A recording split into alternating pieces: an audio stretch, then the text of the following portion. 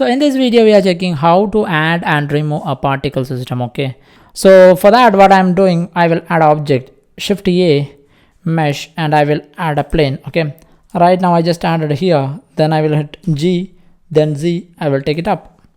Okay, so in order to add a particle system, in your property panel you have something called as particles. So over there you can see, if you want to add a new particle system, you can click this plus button so that a particle system is added. Okay, now it is like if you want to add multiple particle system, that you can add it.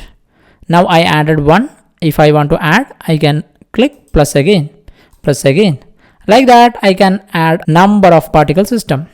And you can see the particle system are two type, emitter and hair. And if I added a emitter, then in other I can add hair also. I can add anything. Okay, I can add multiple emitters, multiple hairs, that is up to you. And if you want to rename this one, that you can do. So let me add as rain. Okay, so like that you just double tap and you can do it.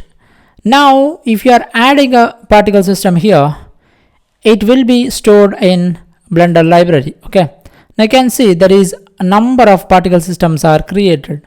So whenever you are creating a particle system, it will create a reference on your Blender. Okay, now you can see it is showing 000 beside each particle system. That means whatever 0 mentioned, those particle systems are not used by any of the object. Okay, that is what it is. So by that what will happen, if you are closing your Blender and reopening it, at that time you will not see this particle system anymore. And for these two, you can see these are used actually, that's why it is not showing a 0. Okay, so this particle system will remain. Apart from that, everything it will removed. Okay, but right now you can see, if I want to remove any particle system, I can just click the particle system here, then I can click this minus, I can click minus. Now I have only one particle system here. Now you can see I have this plane. Okay, and I just removed everything. If I want to add, I can add a new. Okay, now let me double tap and I will name it as rain. Fine, so this is a emitter type, and let me name the setting as rain setting. Okay, so this is the setting of this particular particle. Okay, now let me add one more and I will name it as forest. Okay, and let me name this one as forest. So this is the forest setting. Okay, so this is the name of property and this is a setting right now. Okay, and this forest setting, it will be a hair type. Fine, now what will happen, you can see rain has a rain setting and forest has a forest setting. Now if I want to remove this forest, I can remove it, not an issue. If I want to add a new particle system, I can add. And if I want to add the forest setting, add the forest setting here. So that means whatever you are creating the settings, it will be stored somewhere, that is on the Blender side. Okay, so Blender will store those things. Then whenever you are creating a particles for your object, you can just choose it from here. So whenever you are creating a new particle, it will create a new setting for that. Okay, then if you want, you can give a name to this one. So let me add example 1. Okay, then this example 1 is assigned to this one, and if you want, you can change it to anything. Okay, if you want that one back, you can take it.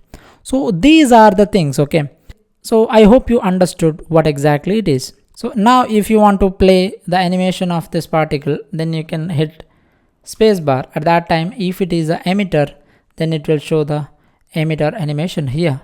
Okay, so based on the settings. So these are the things, and we have something here. So this is actually the two settings. Like if you don't want to see on real time, then you can disable it. At that time, if you hit the spacebar, it won't show anything. If you want it back, then you can take it here. Okay, and this is for render. So if you don't want that particle system animation on render, then you can disable. Okay, so those two options are there. And one more thing, like I have this one, and let me take two other property, Shift A, mesh and a cube. Okay, then I will click this one, Shift D to duplicate. I will keep it here. Now I have this object and this particle system here, and I want to copy the particle system to other object. Then what I can do, so I will select this, shift and select this, and at the end you can select this one. Now you just go to the particle system, then you have an arrow here, then you can see copy active to selected object. If you click that, then selected object will get the particles. So this is all about adding and removing the particle system.